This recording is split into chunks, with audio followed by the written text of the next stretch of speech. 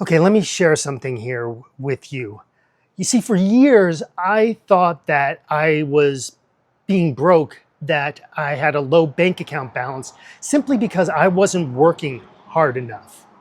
But then I realized something that really scared me. I was simply comfortable being there. You see, my body felt safer when my bank account balance was low. I don't know about you, but if you ever felt that jolt of fear or panic anytime that you got some extra money, that you got a raise, or you had a good month, or you got some sort of windfall, it's not that you're bad with money, it's that you're wearing being broke like body armor. Let me show you what that's protecting you from. It's not what you think. My name's Gerald, and I am a money drunk. So I don't know if you've ever felt this when you get some extra money in your bank account, when you get some sort of windfall, or you get a raise, or you get some extra money, you get a gift for whatever reason. You feel this sense of panic. I feel like this weight on my chest and this lump in my throat. And whenever I open up my bank account balance and I see that number in there and I see that low number in there, there's not enough, I get that same old familiar feeling of dread and worry. And I feel it in my chest and I feel it in my throat. And it's this all too familiar feeling. I don't know if you've ever felt anything like this. It can be really debilitating. And my initial reaction is to go ahead and spend it, to get rid of it, to pay that bill that I know that I need to pay. That's my initial reaction. But here's the part that nobody tells you about. Your body's trying to stay at its normal level, whatever's normal for you. So what's normal for me is this certain level of income. It's like a thermostat in your house. Whenever the temperature gets too high, the air conditioning kicks on. And whenever the temperature gets too low, the heat kicks on. So your thermostat is always working, that furnace, that air conditioning is always working to keep you at that level. And anytime that you deviate from that, you work harder, you work more, you try and do better in order to stay at that familiar level, whatever's most familiar to you. And I love that analogy of a upper limit, this upper limit problem that we have. It's from that book by Gay Hendricks. It's called The Upper Limit. And he gives this great story about Christian Bale going to his red carpet premiere of The Black Knight. And he's getting ready, and he's going to that premiere, getting ready to go to that premiere. And what happens?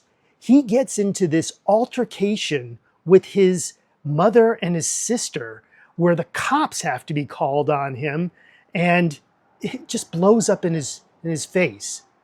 That's the upper limit kicking in. That's where self-sabotage for me kicks in. So whenever I get that extra money, instead of normally, what would be normal would be to feel good. Normal for me is to get rid of it, to do something with it, to spend it. But let me go a layer deeper.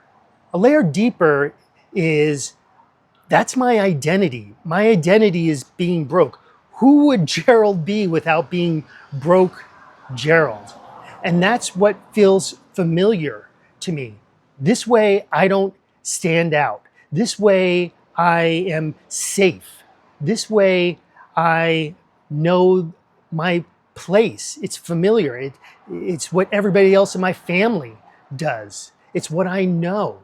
So that's the tricky thing about this body armor that's supposed to be protecting me from poverty. It's not protecting me from poverty. It's protecting me from being seen. It's protecting me from standing out. So this way, as long as I'm wearing this body armor, nothing is going to be able to hurt me. So that if I do get that extra money, and when I do lose it, because that's what Gerald does, that's what broke Gerald always does, is he loses that money, then I won't have to go through that pain. Then I won't have to go through that suffering of having something that I know that I desperately need and I desperately want. I want this for my family. I want this because I want to be abundant and I want to be prosperous. But I inevitably self-sabotage, spend it, get rid of it, and come right back down to what's familiar, keeping me safe, keeping me small. It's a way of being able to prove to my 19-year-old self that I'm the type of person who doesn't know how to make money, who can't make money, who's not capable, who needs to be saved, who needs to be rescued. That's the role that I get to play. And by not having any money, by being broke, that's who I get to be. That's my identity. So here's what the practice looks like today. You don't just rip the armor off. You just loosen it a little. You do something a little bit different. Maybe you let that money sit in your bank account for an extra few hours or an extra day before you go ahead and pay that bill. You get used to having that money in your account. You do something that's different for you. You step outside of that comfort zone. You step outside of that familiar zone and you do something that you wouldn't normally do. And instead of welding yourself, instead of identifying with being broke, then that idea of abundance can sound a little bit more familiar. Instead of that panic setting in, I can just simply notice it and just sit with that feeling just for a moment and notice that I didn't die or I didn't fall apart or I didn't collapse or my world didn't end, that I survived, that I'm still here, that I'm still loved. So I want to be honest here. I'm not on the other side of this. I'm not cured. I haven't solved this issue for myself here. I'm still right in the middle of this. My bank account is still negative and I'm trying to claw my way out of this hole.